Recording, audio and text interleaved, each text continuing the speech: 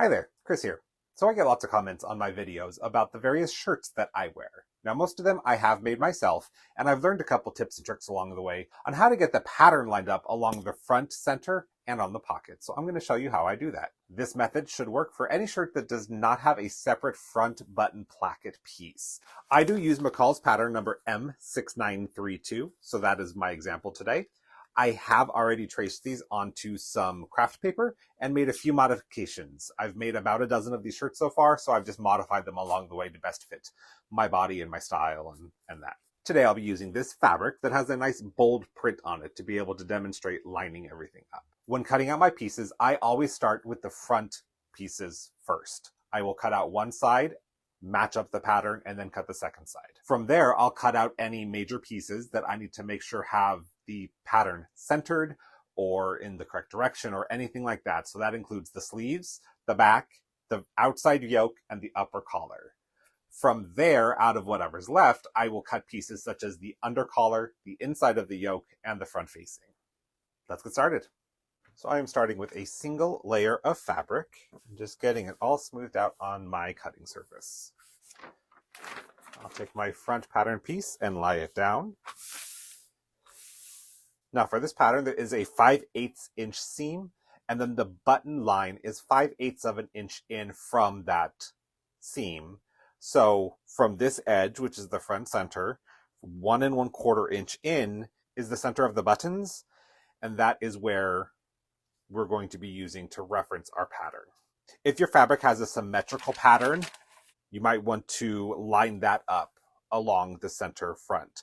This pattern does not have that, so I don't need to worry about it, and I can just scoot this up towards the edge and cut everything out from there. And when I talk about a design being symmetrical, this is the type of design I'm referring to. So right here, you can see there are some obvious symmetry points. So you would want this to be down the front center or down the back center. The shirt I actually did make out of this print I made before I picked up all these tips, so it is not centered and it is not matched up. It kind of bugs me, but it is what it is. So that's what I mean when I'm talking about a symmetrical print. I prefer to cut my patterns out with a 28mm rotary cutter, but you can always pin and use scissors. Since I'm using a rotary cutter, I will be using some pattern weights to make sure that my pattern does not move around. Now we cut. This tutorial is just going to focus on the pattern matching and not the actual construction of the shirt. If you would prefer to see a more detailed tutorial on clothing construction, leave a note and let me know. Now that we have this piece cut out, I'm going to iron down the center button line. As I mentioned, this pattern has a 5/8 inch seam allowance, and then it's another 5/8 inch in for the center of the button line. So I will be measuring in 1 1/4 inches and just marking a line. This is a friction pen. It erases with heat. On dark fabrics, it can leave a bit of a white residue, but I find that washes out just fine once you've laundered your shirt. So I'm going to measure in 1 1/4 inches and mark it.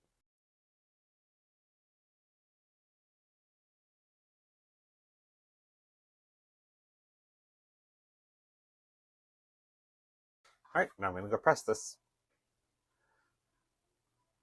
All right, I have that 1 1/4 inch pressed under. So this will be the center of the buttons on the finished shirt. Now we need to line up the pattern on the next section we're going to cut. Here is where we cut that piece out. So ideally, we will cut from the same section on the other side if we are able to. So now we could take our first piece and try and line it up with the pattern. So here's the piece that I cut out previously. You want enough fabric on this side of it so that you can actually cut out your piece, because it'll fold over and you'll cut from here. That actually looked pretty good. So what I will do is line this up and use some pins right along the very edge. So I'll just go little by little, get the pattern lined up as best I can, and then put a pin like as close to the edge as you can, probably like 1/8 of an inch or less. And then you can move along to the next section. You want to make sure the fabric stays flat, but you can tweak it a little bit here and there to make sure the pattern still lines up.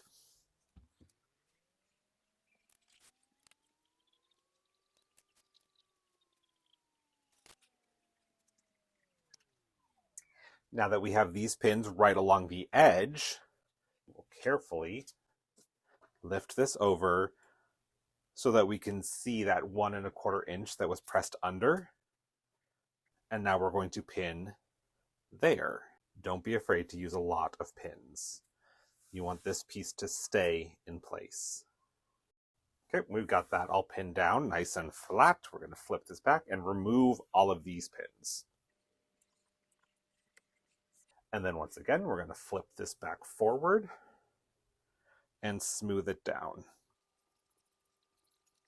And then we'll use this piece as our pattern to cut the next piece. So you'll want to make sure it is as flat and smooth as possible. When cutting with your rotary cutter, be very careful around the pins that you don't actually hit one, because that will ruin your rotary blade.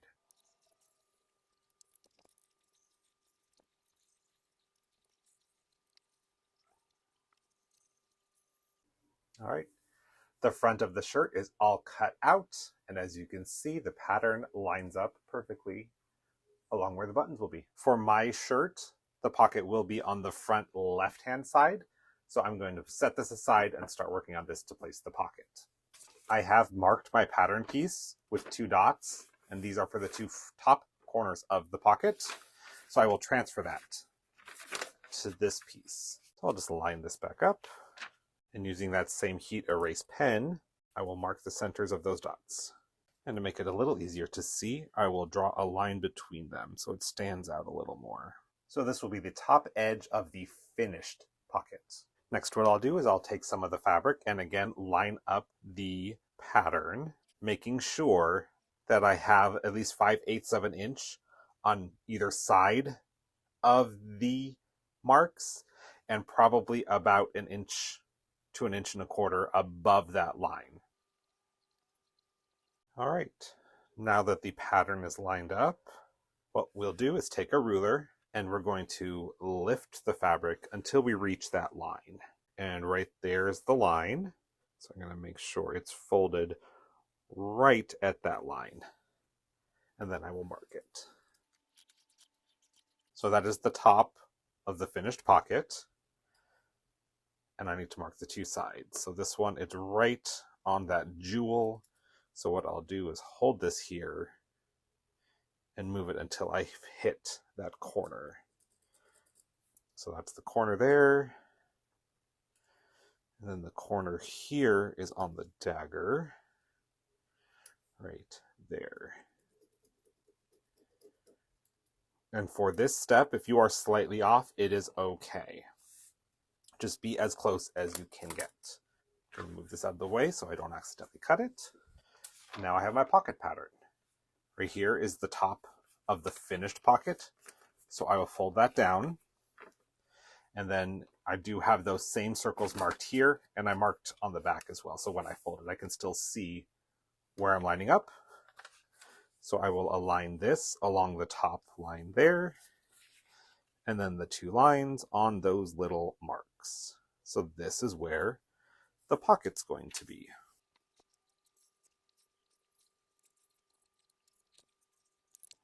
And there's the pocket, ready to be hemmed and sewn on. So I'm going to go ahead and cut out the rest of my pieces from my fabric and my interfacing, and then we'll move on to sewing.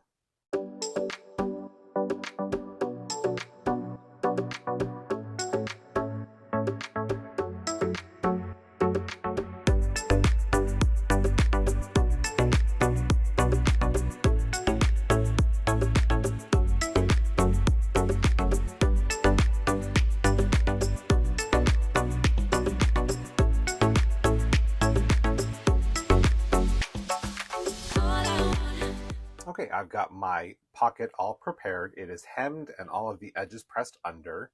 So now I'm going to pin it in place. Now this is the guide of where the pocket is supposed to be placed, but you don't have to stick to it 100%. What I will do is I will start there, but then move it around until the pattern lines up.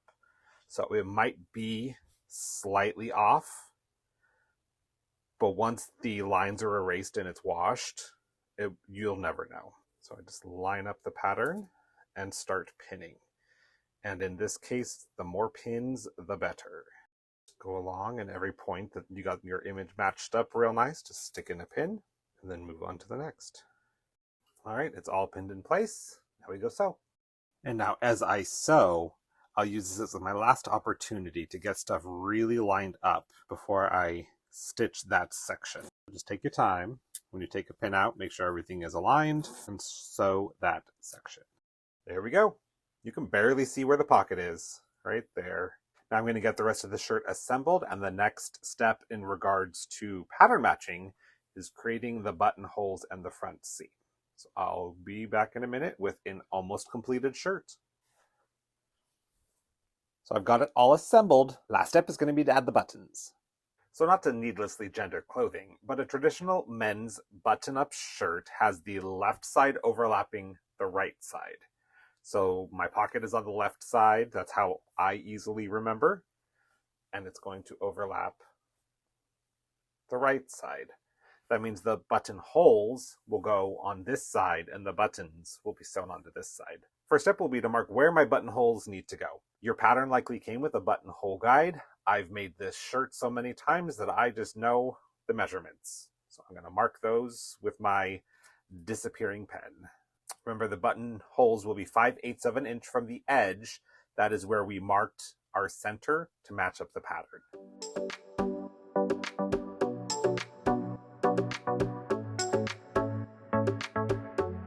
So I have 6 buttons down the front, and now I'm going to go make the buttonholes. And today I will be using my antique buttonholer attachment from about 1943. And this is what that looks like. Kind of an interesting contraption. This replaces the foot on your sewing machine, and as it sews, the needle bar moves this up and down, which moves the plate and the fabric, so that a straight stitch machine can sew a zigzag buttonhole. Pretty nifty.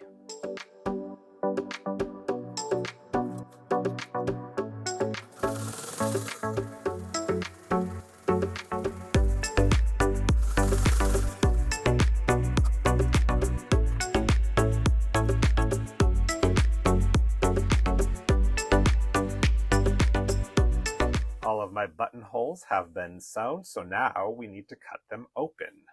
A couple ways to do this. First, you'll need something to cut it with. You can use just your regular seam ripper. Make sure it's nice and sharp in the little indent there. You can use a plain X-Acto knife or a scalpel style seam ripper.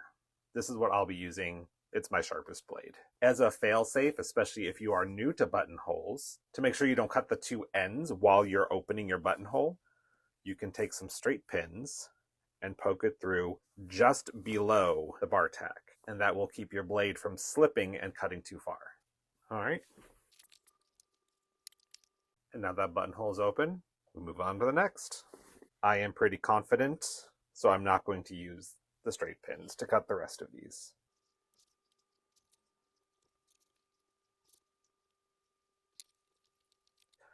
Now, if this were a shirt where you were not matching up the pattern, I would say just mark this side with the same marks to put in your buttons, but we want to ensure that the pattern is going to line up. So here's what I do. So I will take the side that needs the buttons attached, that goes on the bottom, and then take your top layer that has the buttonholes and line up the pattern. And once you have the pattern lined up, get your erasable pen, and we're going to mark straight through the buttonhole where that button needs to be. So I mark up and down, and then crosswise right at that center mark. Do that with the next one. As you go, just make sure you haven't moved the pattern out of alignment.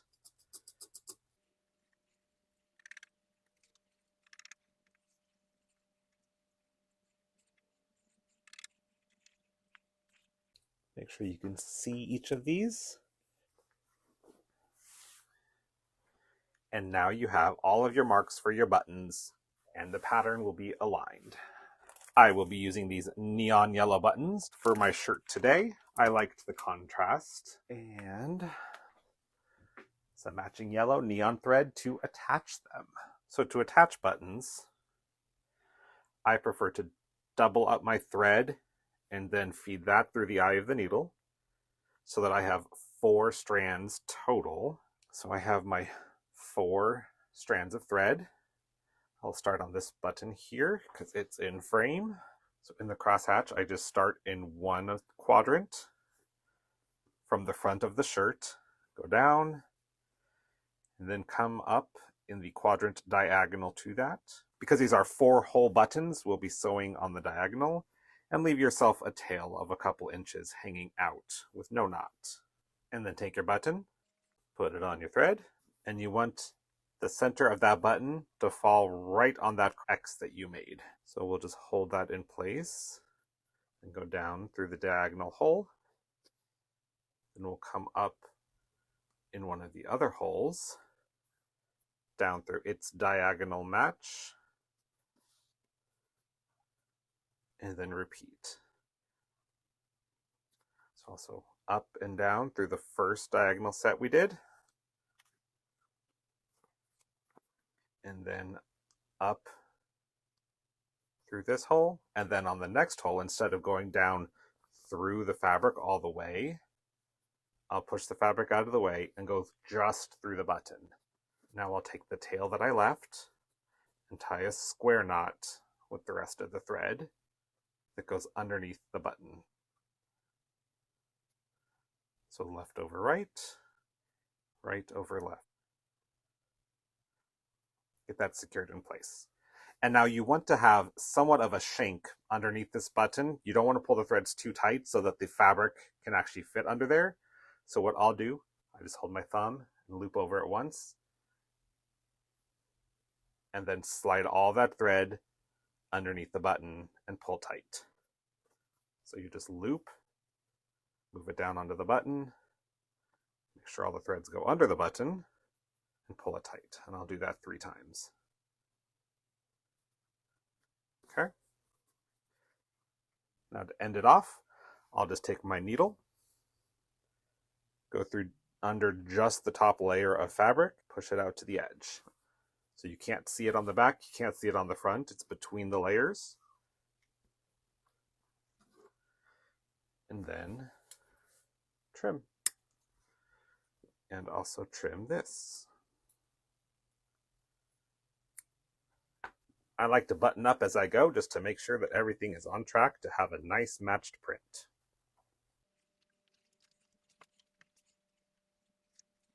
And we just repeat.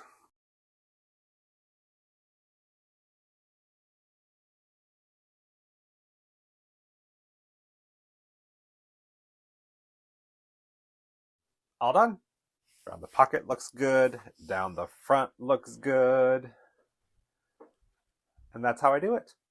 Thanks for watching. See you next time.